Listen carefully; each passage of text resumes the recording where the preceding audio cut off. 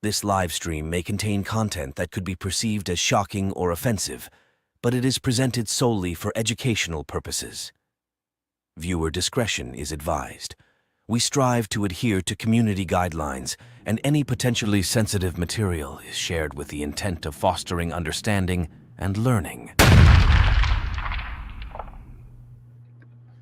Yo, what's going on, guys? It's your boy, Atypical Security Guard. I got the wife sitting over here to the other side.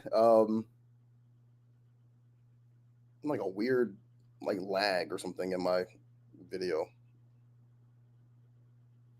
Hang on a second.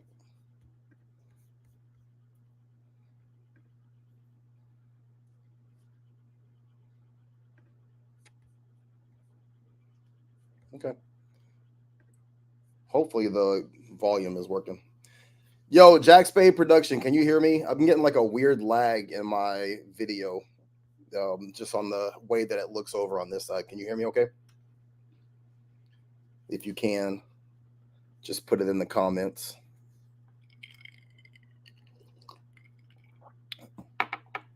He says, yeah, you're good. All right, bet. Cool. All right. So, man, how do we start this, Morgan? I don't know, because talk about the video. All right. I would say start with what we're going to talk about. Okay. So I put up a video. A lot of times, it blows my mind, what catches steam and what blows up. Because a lot of times I'm just fucking around. So, I found this video of this guy who's talking about getting into an altercation with his daughter's bully's dad. So apparently, his daughter's dealing with some stuff or whatever at school. I guess they're like 7, 8 years old. Kids go through this kind of stuff. But the video, he is very well articulating the situation that I think a lot of parents go through. Let me just say this before I go into the weeds on the situation. Let me just say this. I did not expect this video, number one. Let me see how many views it has. Hang on. Let me see here. This video has 10,000 views in maybe 6 or 7 hours. It picked up steam. So the thing is pretty much, I say anything over 10,000 views is viral. Okay. So it's kind of gone viral on my channel. I was not expecting that. I wasn't expecting anybody to really chime in on it. I just thought it was funny what he was saying. Right. You know what I mean? Not that I necessarily support it or don't support it. I just thought it was funny. But it's got 10,000 views and it's got almost 100 comments and 57 shares. That's a lot for a very early video. Okay. So anyway, I'm going to play the video and then Morgan and we're going to discuss just kind of the whole situation. So just to give some context, here's the video. I'm going to play it in its entirety and then we'll discuss it. All right. Stand by. Not my video. All right. And let me just say this, another disclaimer. To the dude in this video, I'm merely giving commentary. I don't want no smoke with you or your cousins or brothers or nobody. So I'm just making a commentary here. All right, fair use. 7-year-old girl who had to watch me and my brothers jump her daddy after school. I'm sorry. I know that was probably a traumatizing experience for you. But we kept asking you to stop bullying my daughter and you wouldn't listen. We sent letters home. We even had a meeting with you and your parents and you wouldn't listen. So now you know your actions have consequences. And since you're too young to receive those consequences, you had to watch your daddy take those consequences. Get some therapy. You'll be all right. A lot of y'all keep asking why I didn't fight this man one-on-one. And why I got my brothers to jump him in front of his 7-year-old daughter. And the answer is simple. Life is not fair. You get jumped by responsibilities every day. Bullying is not fair because you're picking on somebody that's essentially a weaker vessel and that's smaller than you. So I wanted to make sure she saw what it looked like when a fight is not fair and you don't have no choice but to let somebody jump you. So she could get the concept of what she was doing. Sometimes kids learn from what they see and not what they hear. Woo! Well, Morgan, initial thoughts. Oh, well, the initial What are your initial thoughts of that? The knee-jerk initial thoughts, is I'm like, yeah, I hear everything he's saying. Yep.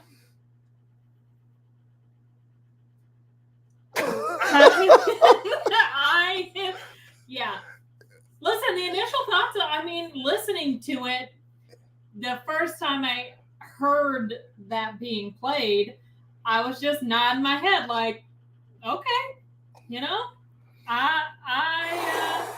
yeah, okay. Look. I didn't have the reaction of like, oh my God, that's so atrocious. I mean, I didn't Pearl say clutching. go out. Yeah. I didn't pearl clutch, and I didn't say give this man a Pulitzer Prize. But I think I think there's a lot of like dynamics at play in this situation. I will say that, like, you know, I don't have a dog in this fight, so I'm not condoning it. I'm not condoning it. Okay. There's a famous Chris Rock line that he says in one of his stand-ups.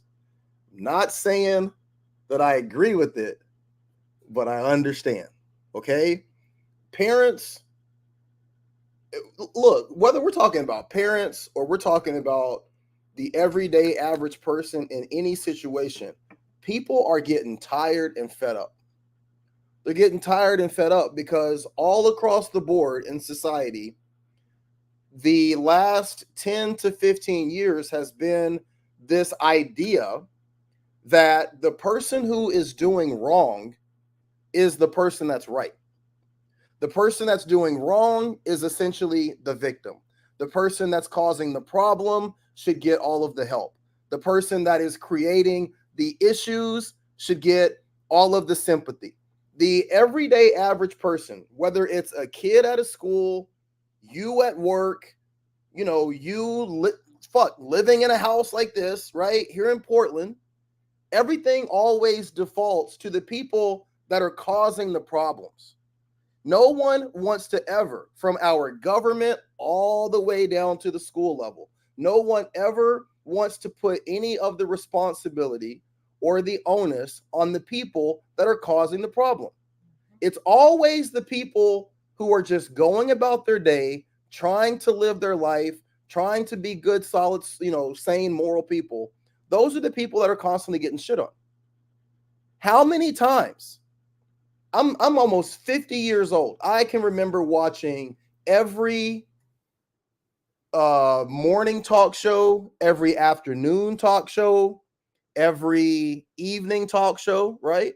I can remember watching all the talk shows when I was a kid in the late 80s, early 90s. There were people on those talk shows, out of control teens, kids gone wild, help me control my kid, right? Who's the most famous of these kind of people? Cash Me Outside, right? Yeah. Cash Me Outside, the epitome of the kids out of control. And she's a millionaire right now, right? But my point is that how many times do we have to see situations where people are begging the school system to do something? You know, someone's kid is being bullied, someone's kid is being harassed, someone's kid is being mistreated. And you go to the school and you ask for their help. Hey, you know, the daughter is asking for help. The son is asking for help. The parents, they call, they write letters, they have meetings, right? They do everything that they're supposed to do. I'm not talking about this specific situation in and of itself, right? But I'm talking about situations in general where people are being mistreated at school, people are being harassed at school, they're being bullied at school, and no matter what you do, the school system refuses to do anything. Right? So then what do the parents do? They go to the police. The police will say, well, you know, this is just kids being kids, or this is a civil matter, whatever it is. What do you expect people to do? And I'm asking, right? Because the comments on this video I find interesting because it's real easy for me just to click on the comment and look at people's profiles.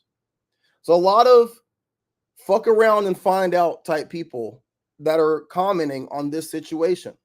A lot of people who have this stance that, you know, don't tread on me, you know, don't do this, don't do that. I'm going to respond this way. I'm going to respond that way. I'm interested to hear why all of a sudden, what is it about this situation where all of a sudden now there's an issue? And again, I'm not taking a side in this. I'm simply asking questions, right? I hear all the time, Black dads aren't involved.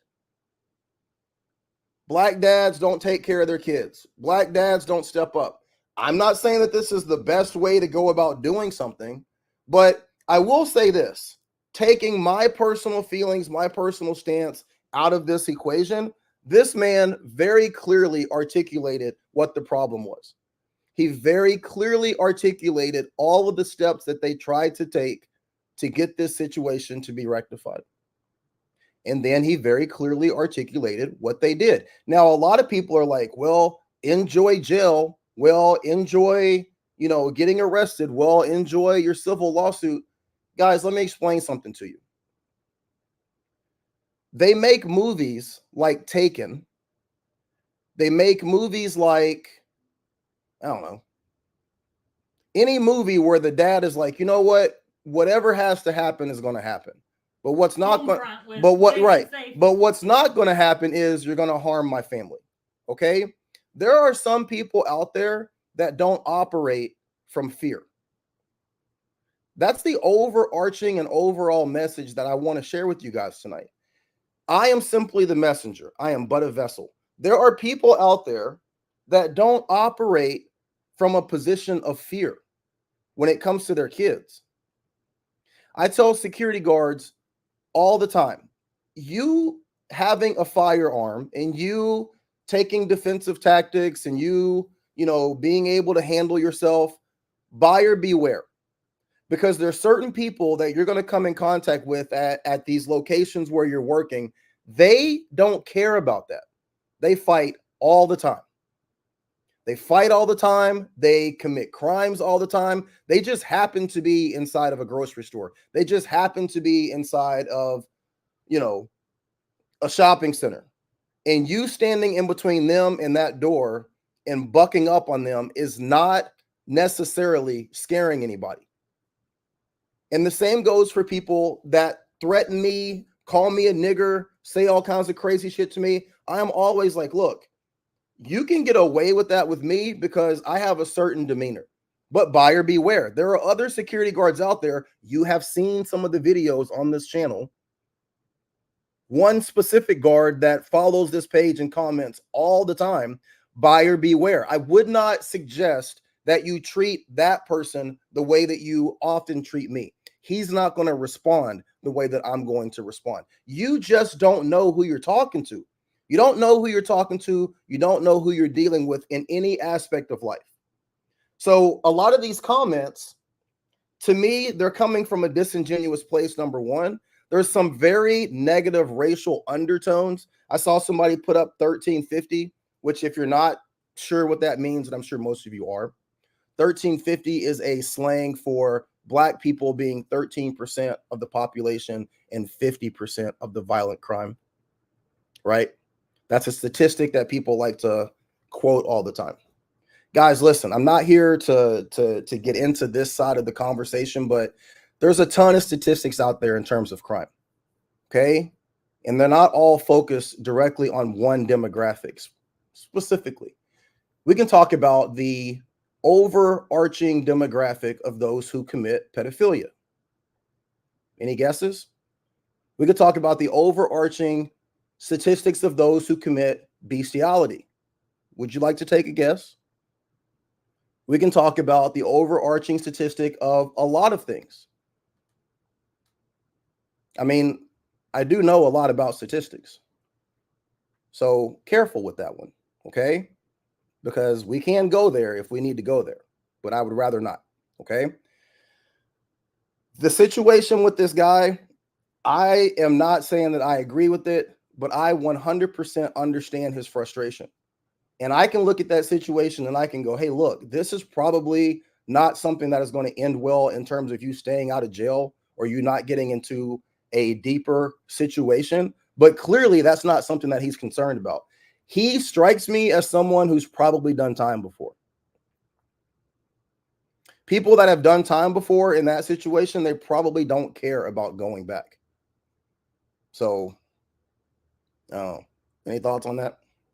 Well, I wouldn't be able to guess on his video, but that's because I know what I've told my nieces, and I've never been to jail. You know what I'm saying? So, like, I've said it on here before. Like, I've told my kids, like, I cannot protect you. I cannot be there to protect you every second of the day. But I will go scorched earth if somebody harms you. Like, I get it. We just watched a scene. I can't play the video because I'll get a copyright strike, but there's a scene from True Detective season 2 with Colin Farrell. And it's literally the exact same situation. His son is being bullied, and this guy takes his brand new LeBron James shoes, and Colin Farrell goes over to the house and calls the son and the dad outside. And Colin Farrell literally whoops the dad's ass. Beats the brakes off this guy's dad. And he tells the kid, like, don't ever bully my son again. Your dad is taking this for you. That's probably where this guy got the idea from, to be honest with you. You know? Yeah. Here's some of the comments on the video, right? I'm sure the judge didn't see it that way. Someone says, and the cycle continues. What does it say? Thug mentality.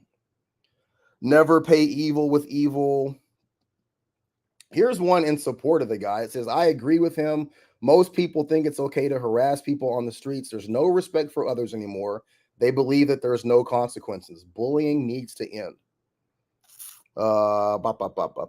Life lessons from the hood usually end up with losses of life. Someone says this is wrong. Don't justify it. Somebody says, I ain't mad at you, boy. Stay up. One of our security creators said, this is petty as fuck. Dude may seem wise on the outside, but he ain't smart at all. Okay. Someone says, plot twist. The girl hates her dad too. Thug shit. Penitentiary mentality.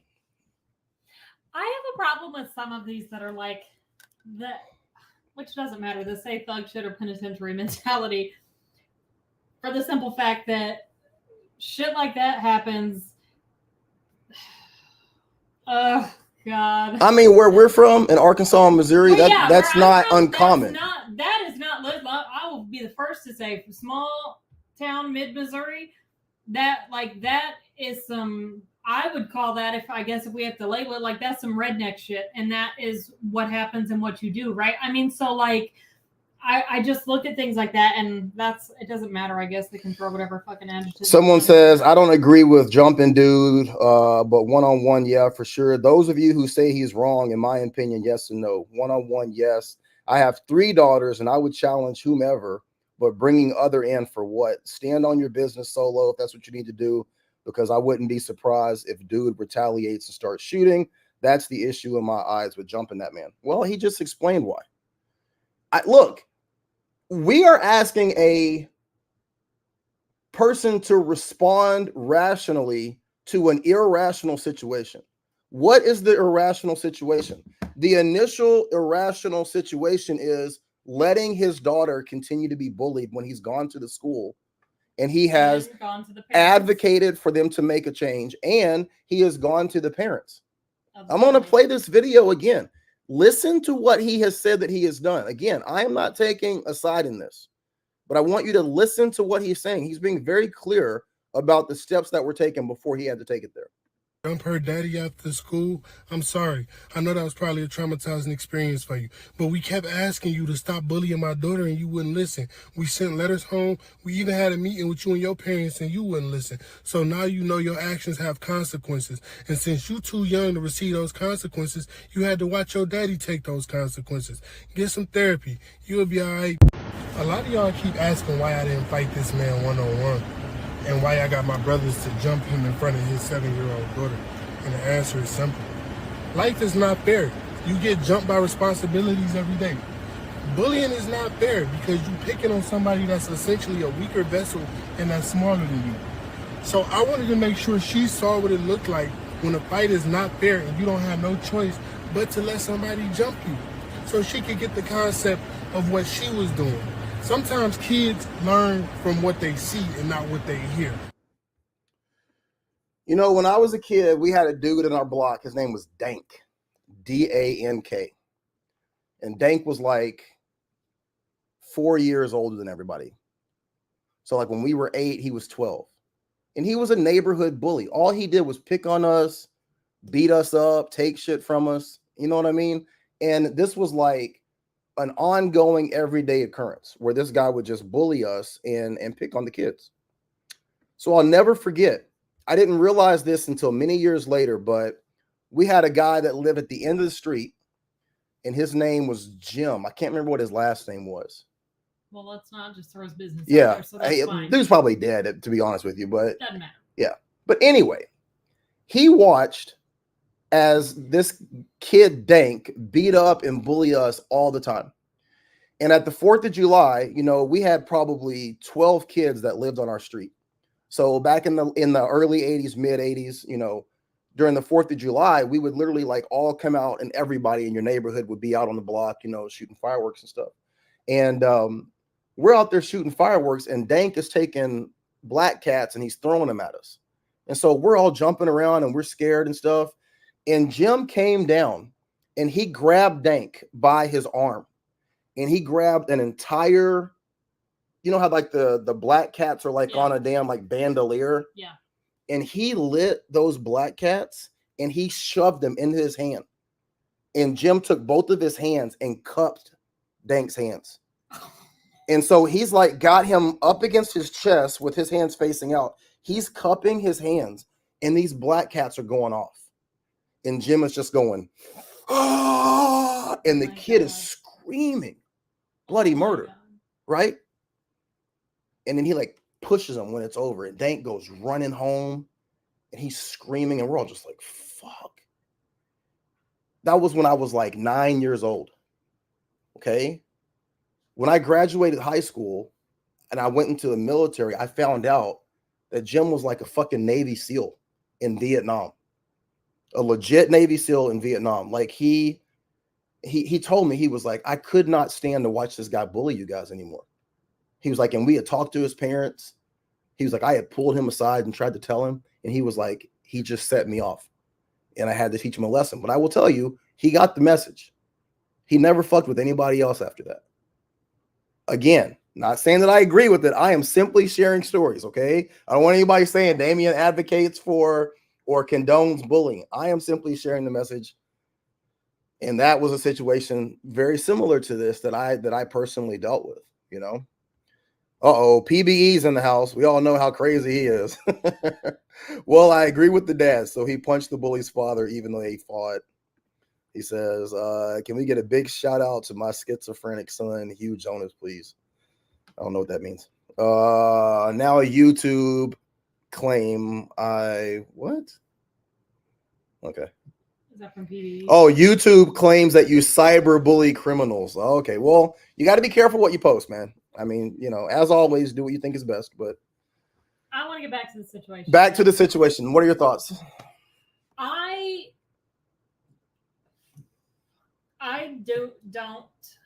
I don't think he's right or wrong, but I definitely skirt the side of the fence of he's not wrong. The dad. It doesn't absolve him from the consequences that come from it. But I agree with one of the side with the dad, like in terms of him saying like bullying has to stop. It has gotten so out of control. And so my questions come in from the parents of the bully. And now people don't know this and it doesn't really matter, but you and I have had many talks in the entire time we've been together where we're on opposite sides of parenting spectrum, right? In a way, like when we talk about situations and how we would handle them. And I very much come from a long line. You do, I would assume you do as well, but we just have different viewpoints. Yours shaped you to have yours, and mine have shaped I'm you. a very nonviolent person. Yes, you are there's no reason to put your hands on your kids, right? Yeah. And I'm someone who's like, that's why God gave me two, so I can make sure I can put all the hands on them. Now, I say that loosely because I was whipped as a child. I didn't have my ass beat in terms of like when you getting your ass beat or my oldest brother getting his ass beat was not the whipping that I got. They're very different. So I was disciplined in that way. But my question comes in, if you are the parent of the bully, everything he says in this video. I'm curious on your stance. If that was your child being the bully, and you've had, if it was my kid that got me beat up. Yes, but no, hold on. Before we get beat up, you've been called to the school, and the school says your child is bullying Susie in class, and then you get called a second time to have a meeting with the parents of the little girl that your child is bullying. So we know you've had at least 2 instances where you've been made aware by the school and had a conversation with the parents, and your child is still bullying that little girl. If it was me, the way that I would handle it, I would go to the school and I would have that conversation and I would talk to the parent.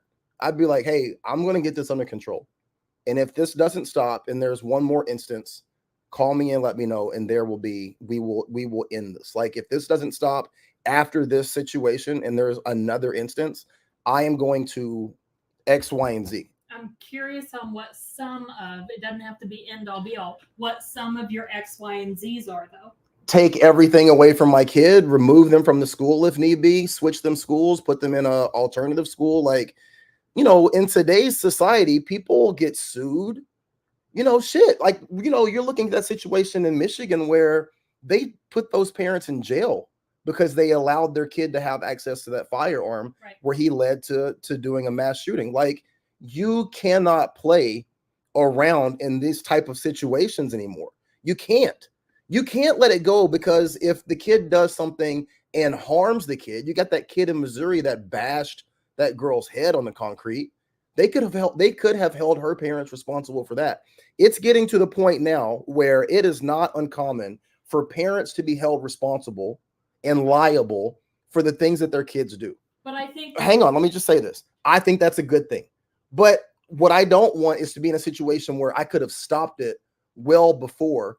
If there's never a time where someone tells you that your kid is bullying, if no one complains, if the school doesn't come to you, how can you make a change? But once you've been put on notice, especially if it's gone on more than once, now is your responsibility to do something, because clearly you're going to end up in some situation, either in court, in a lawsuit, or some fucking guy from prison coming up on you with his boys. I ain't trying to be in any of those situations. So I would handle it, but that's me. I also know firsthand from my previous job that there's too many parents that think that their kids can do absolutely no fucking wrong. That's what I want to talk about.